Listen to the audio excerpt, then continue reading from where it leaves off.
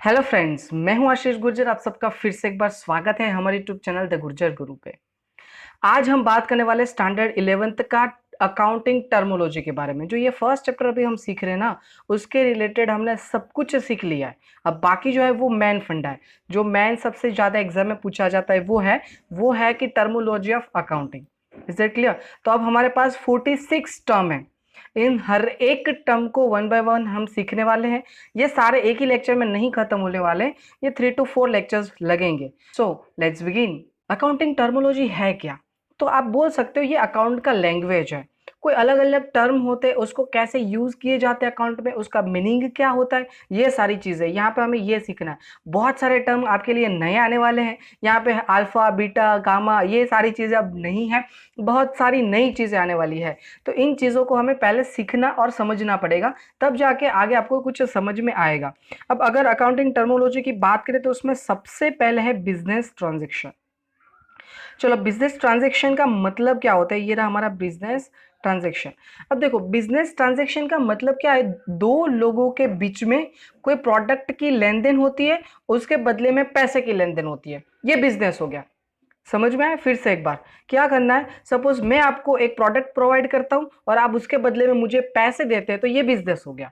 Simple word में ये business है हमारा। जैसे कि देखो यहाँ पे लिखा है, business transaction means exchange of product और services of business between two और more person in form of cash और ऑन क्रेडिट। क्लियर? या तो आप मुझे अभी पैसे दे देते हो, या तो फिर आप ऐसा वादा करते हो कि इन फ्यूचर आप कुछ टाइम के बाद 15 दिन 20 दिन 1 महीने के बाद आप मुझे पेमेंट कर दोगे। तो ये जो कुछ भी है वो क्या हो जाएगा? Business transaction. और भी चीजें हमें दे के रखी अंदर, देखो नीचे, business transaction means an act of business. क्या है ये याद रखना, act of business. Business transaction मतलब आप जो बिजनेस रन कर रहे हो उसके रिलेटेड जो भी एक्ट हो रहा है वो सारे बिजनेस ट्रांजेक्शन माने जाएंगे। बस इतनी चीज काम की थी। उसके बाद हमारे पास बेसिकली बिजनेस ट्रांजेक्शन कैसे होते? तो एक होता है हमारा कैश ट्रांजेक्शन एंड सेकंड होता है क्रेडिट ट्रांजेक्शन। अब देखो, कैश ट्रांजेक्शन का मतलब क्या होता है? मैं मार्केट में गया, मुझे पेन लेनी थी, पेन ली, 10 रुपीज की पेन थी, मैंने 10 रुपीज दे दिया, पेन लेके मैं घर आ गया। समझ में? मैंने प्रोडक्ट खरीदी और उसके बदले में कैश दे दिया, तो ये कैश ट्रांजेक्शन हुआ। अब आपकी बात करें, आप मार्केट में गए, आपको मैच बॉक्स परचेस करना था 1 रुपये वाला। आप मार्केट में गए, आपने मैच बॉक्स खरीदा और उसको बोला भाई मेरे पास 1 रुपया नहीं है, जब मेरे पास 1 रुपया आएगा तब मैं तुझे दे जाऊंगा। तो ये आपने क्या किया? अपनी शाख को यूज किया। वो बंदा आपको जानता है कि ठीक है चलो चलेगा, 1 रुपया बाद में दे देना। तो वो आपने अपनी क्रेडिट को यूज किया, इसलिए ये कौन सा ट्रांजेक्शन हो गया? Credit transaction. क्रेडिट ट्रांजेक्शन के अंदर आपको पैसे अभी नहीं देने होते, बट आप वादा जरूर करते हो कि इन फ्यूचर आप उसको पेमेंट करोगे। इसलिए ये दो टाइप हो गए। ओके ठीक है, अंदर देखते हैं एग्जाम्पल हमें क्या दे के रखा है। तो इसमें कुछ ऐसा दिया है, goods of ₹5,000 sold to Rajinikanth for cash. पहले तो रजनीकांत को दिया, बट कैसे दिया? कैश से दिया, इसलिए ये कैसा ट्रांजेक्शन हो गया? कैश ट्रांजेक्शन हो गया। क्रेडिट ट्रांजेक्शन की बात करते, देखो सेकंड एग्जांपल जो है वो, goods of 5,000 sold on credit to Rajinikanth with condition to pay the amount within 10 डेज। 10 दिन में पे कर देंगे। बट क्या हुआ? क्रेडिट पे हमने क्या किया है? परचेस किया या तो फिर सेल किया। ये जब भी परचेस इन सेल आता है तब आपको देखना है क्रेडिट है या सेल है।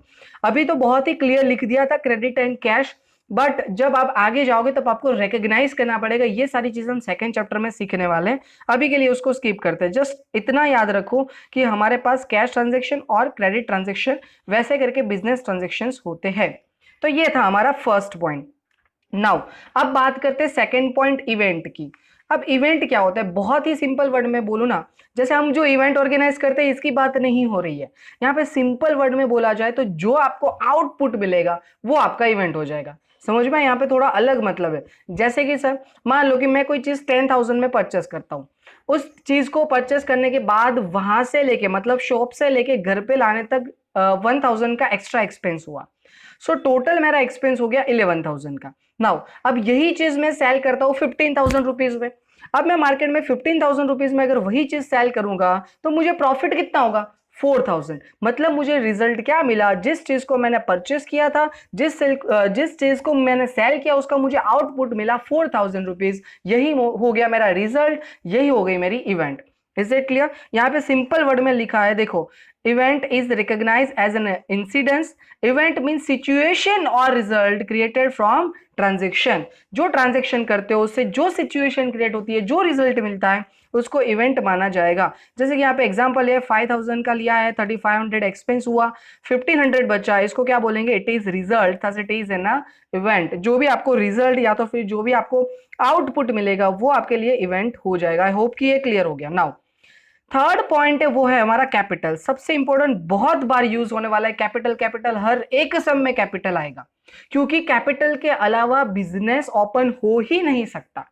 समझ में? कैपिटल होता क्या, आप समझ लो। मान लो कि मुझे जो है वो बिजनेस ओपन करना है, तो कोई भी बिजनेस में रन करूंगा उससे पहले मुझे उसमें कुछ इन्वेस्टमेंट करना पड़ेगा, कुछ फर्नीचर लेना पड़ेगा, कुछ बिल्डिंग्स लेनी पड़ेगी, कुछ रॉ मटेरियल लेना पड़ेगा, कुछ स्टॉक परचेस करना पड़ेगा, कुछ मशीनरी परचेस करनी पड़ेगी। ये सारी चीजें परचेस करने के लिए मैं घर से क्या लेके आऊंगा? पैसे लेके आऊंगा, या तो फिर घर से ये सारी चीजें लेके आऊंगा।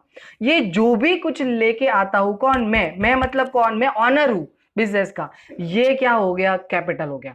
Is it clear friends? फिर से एक बार, ऑनर ऑफ द बिजनेस जो कुछ भी लेके आएगा ये हो जाएगा कैपिटल। खत्म होगी बात। कुछ भी मतलब कुछ भी, स्टॉक, कैश, रॉ मटेरियल, या तो फिर फर्नीचर, या तो फिर मोटर कार, कुछ भी असेट वगैरह कुछ भी लेके आता है, ये सारी की सारी चीजें क्या हो जाएगी? कैपिटल हो जाएगी। आई होप कि ये क्लियर हो गया। देख लो अब अंदर क्या लिखा है, देखो कैपिटल के अंदर बोला है an investment made by owner to commence the business is known as a capital. मैंने क्या बोला? मैं बिजनेस रन करूंगा तो मुझे अंदर कुछ इन्वेस्टमेंट तो करना पड़ेगा ना। ये जो कुछ इन्वेस्ट होगा ये सारी चीज क्या होगी?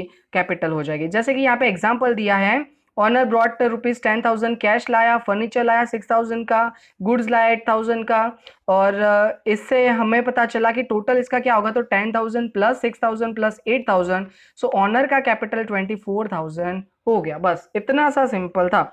याद रखना कैपिटल का मतलब क्या होता है? जो भी इन्वेस्टमेंट करता है owner of the business, business के अंदर, ये हो जाता है हमारा कैपिटल। ये कैपिटल कौन प्रोवाइड करता है इसके बारे में यहाँ पे कुछ लिखा है, एक बार देख लेना, कुछ नहीं है नया। जो ऑनर होता है वही करता है, बट जब हम कंपनी की बात करते हैं तो वहां पे शेयर होल्डर इन्वेस्ट करते हैं, बट हमें सिर्फ पार्टनरशिप अभी सीखना है। नेक्स्ट, उसके बाद है ड्रॉइंग्स। अब देखो कैपिटल में क्या था? तो ऑनर ऑफ द बिजनेस अपने घर से या तो फिर अपने हिस्से में से कुछ ना कुछ लेके आता था। अब ड्राइंग टोटली उसका ऑपोजिट। ड्राइंग में क्या करेगा? जो ऑनर है ना बिजनेस का, वो अंदर से, फर्म के अंदर से पैसे उठाएगा, स्टॉक ले जाएगा, ये सारी चीजें अपने घर पे ले जाएगा। कैपिटल में वो लेके आता है और ड्राइंग में वो लेके जाता है। बस इतना सा ही डिफरेंस है, आपको समझ में आ जाएगा। जैसे कि यहाँ पे लिखा है, देखो, drawing for creation of capital, owner of the business provide his personal property to the business. समझ में आया? कैपिटल के लिए वो पर्सनल प्रॉपर्टी देता है। Personal asset given by the owner becomes asset of business, ये बिजनेस का असेट हो जाता है। नाउ अब क्या होता है? When owner of the business withdraw asset from the business, mean cash और goods for personal purpose, it is known as drawing. मतलब कुछ लेके आता है तो कैपिटल हो जाता है। अब वही चीजों में से जो हमारा ऑनर है वो कुछ विड्रॉन करता है, घर पे ले जाता है, तो ये हो जाएगा आपका ड्राइंग। आई होप कि ये क्लियर हो गया। देखो यहाँ पे उन लोगों ने समझाने की कोशिश की है।